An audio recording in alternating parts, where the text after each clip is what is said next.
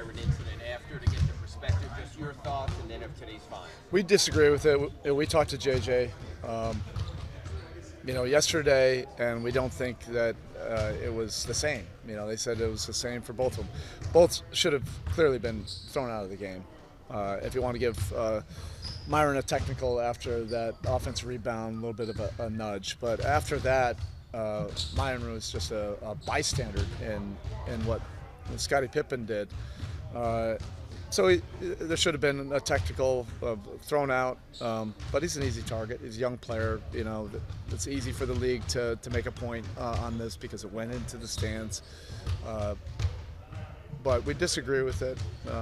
Pippen's the one that pushed it into the stands, and Myron didn't really retaliate. Once he was on the ground, he was laughing. Yeah.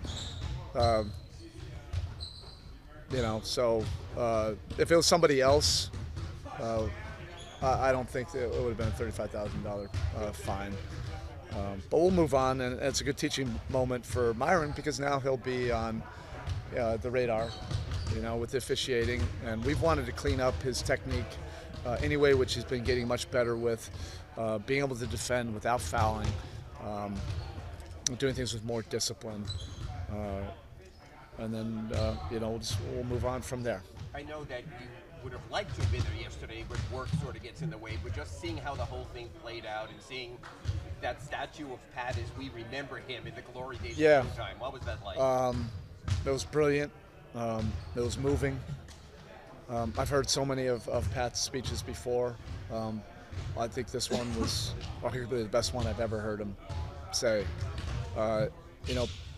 What a special celebration, for him, the family, the Laker organization. All of it was so intentional.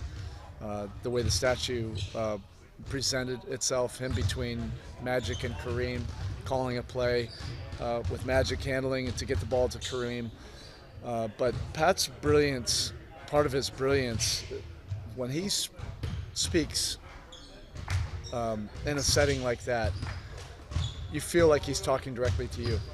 And I bet every single player or person sitting down felt like his message was directly to him. I think people that were watching it felt like he was speaking to them. Everybody in the Miami Heat organization felt like he was speaking to us.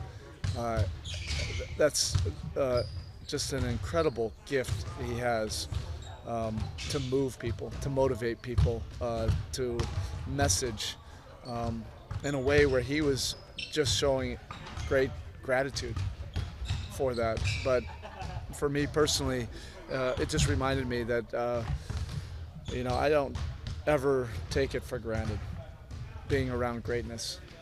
For the last 30 years, I have so many notes that actually were not in the house, that were in storage.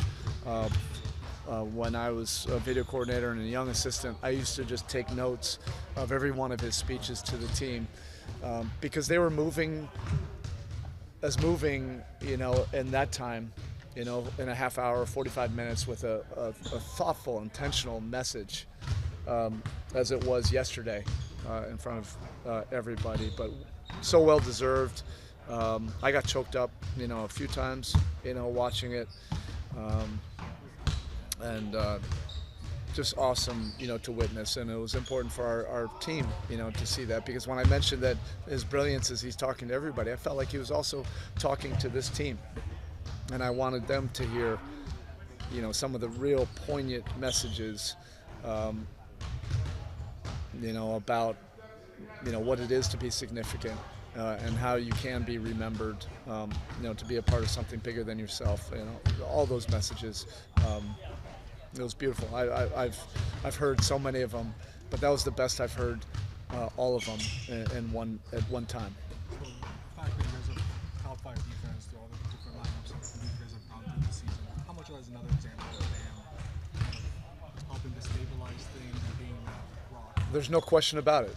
He's this year, I think, as much as any year, that he's proven that he should be in the consideration for Defensive Player of the Year because of that reason. All the moving parts. He's defended in every scheme at the highest level. When he's on the floor, our defense is probably top 2 or 3. and when he's off the court, it's been a little bit different. But he's allowing us to play multiple schemes, to communicate, our system, to allow all the other guys to really have great defensive years, like Wiggs, D. Mitch, on down the line, Pella.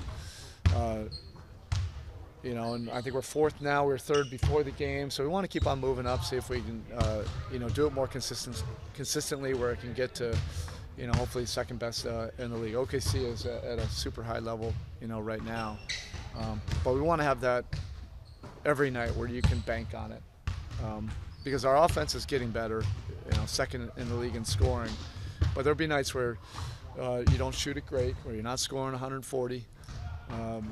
Where you have to really lean on your defense, and Bam's been a big part of that, and our defense has been trending much better the last 5-6 weeks. I know the rotation is fluid, but just purely when you have all your usage guys available, how does that specifically affect Hyman in terms of his kind of on-off ball balance? Yeah, he's not getting quite the touches and the rhythm that he was getting 6 weeks ago, but that's part of a little bit of the sacrifice of everybody. We want to have more talent.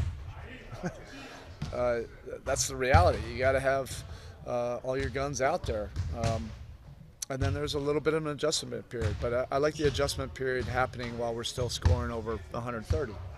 We'll figure it out. He'll figure it out. He's a guy that wants to make it work.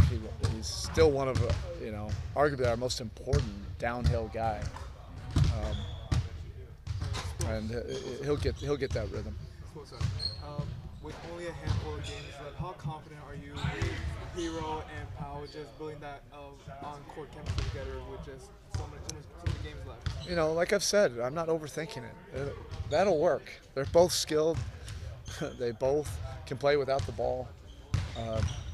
It'd be great to have a little bit of time, but I already know what it'll look like. Really, it's a bigger picture of just getting everybody more consistent, to what we're trying to do.